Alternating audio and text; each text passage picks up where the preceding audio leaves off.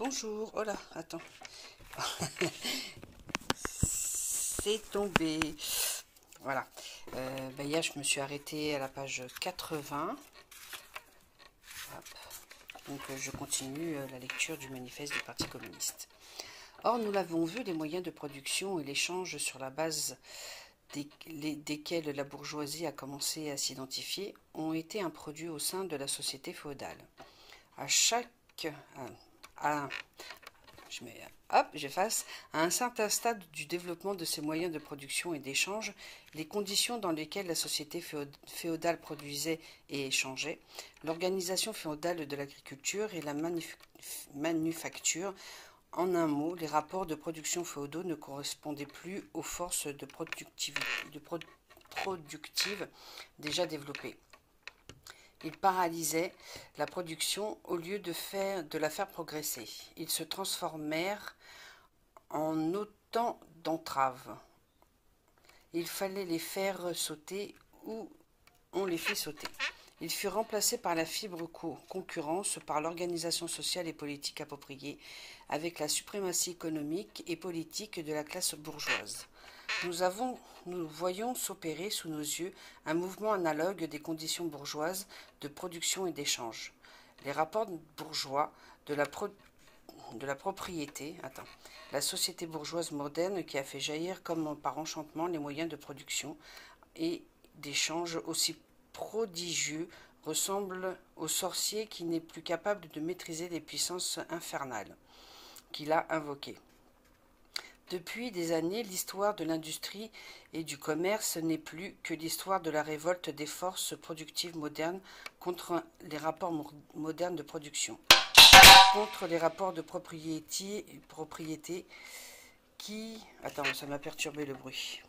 Contre les rapports de propriété qui conditionnent l'existence de la bourgeoisie et de sa suprématie. Il suffit de citer les crises commerciales qui, revenant périodiquement, remettent en question et menacent de plus en plus l'existence de cette société bourgeoise tout entière.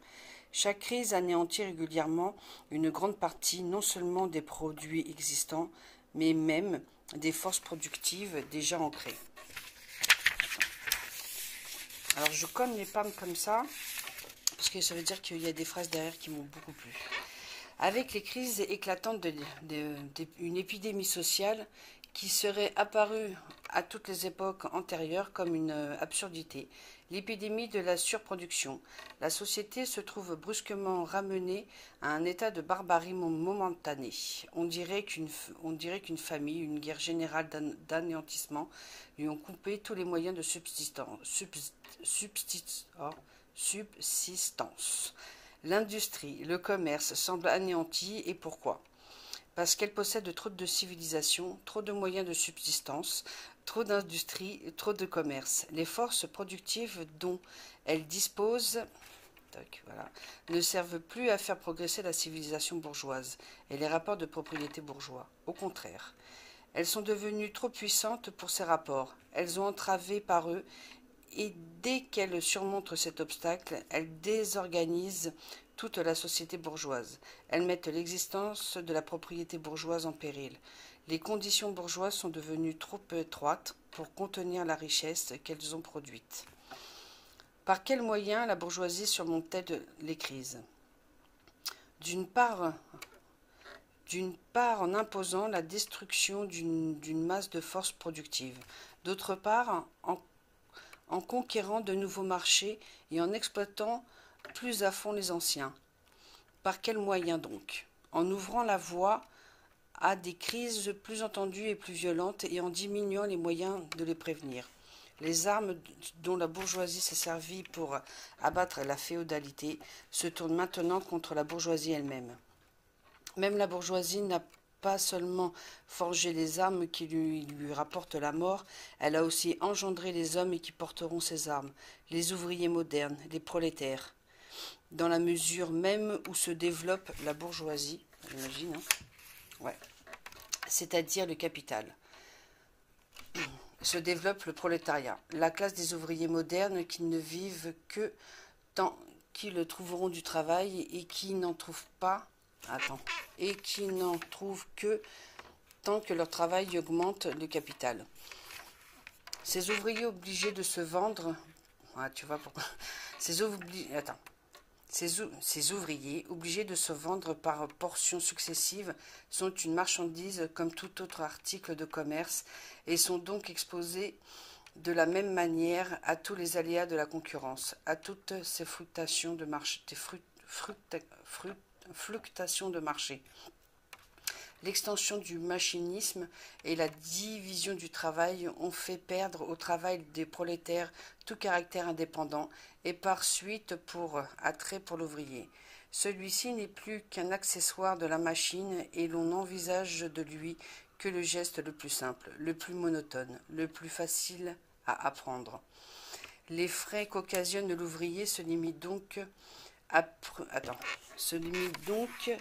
peu près uniquement aux moyens de subsistance dont il a besoin pour son entretien et la production de sa race. Or, le prix d'une marchandise, donc aussi du travail, est égal à ses frais de production. En conséquence, à mesure que le travail devient plus répugnant, le salaire baisse. Plus encore, à mesure que s'accroisse le machinisme, la vision du travail, la masse du travail grandit aussi. Soit par l'augmentation des heures de travail, soit par l'augmentation du travail exigé dans un temps donné, par l'accélération de la marche des machines. L'industrie moderne a transformé le petit atelier du maître artisan patriarcal en la grande usine du capitaliste industriel. Des masses ouvriers concentrées dans la fabrique sont organisées militairement. Simples soldats de l'industrie, tu vois là au fait. Simples soldats de l'industrie, ils ont placé sur la surveillance d'une hiérarchie complète de sous-officiers et d'officiers. Ils ne sont pas seulement des esclaves de la bourgeoisie, de l'État bourgeois. Ils sont chaque jour et à chaque heure asservis par la machine, par le surveillant et avant tout par le fabricant bourgeois individuel lui-même. Je vais m'arrêter là. Donc je suis à la page 83. Voilà, bah écoute, c'était très intéressant. Je suis désolée, j'avais pas fait gaffe que tu voyais pas bien. J'espère que tu vois mieux. Moi, cette page, elle est très parlante pour moi. Bon, écoute, de toute façon, après, je parlerai de qu'est-ce que ça m'a fait et tout ça, quoi. Je te souhaite une bonne journée et puis marchons dans nos paroles. Tchuss.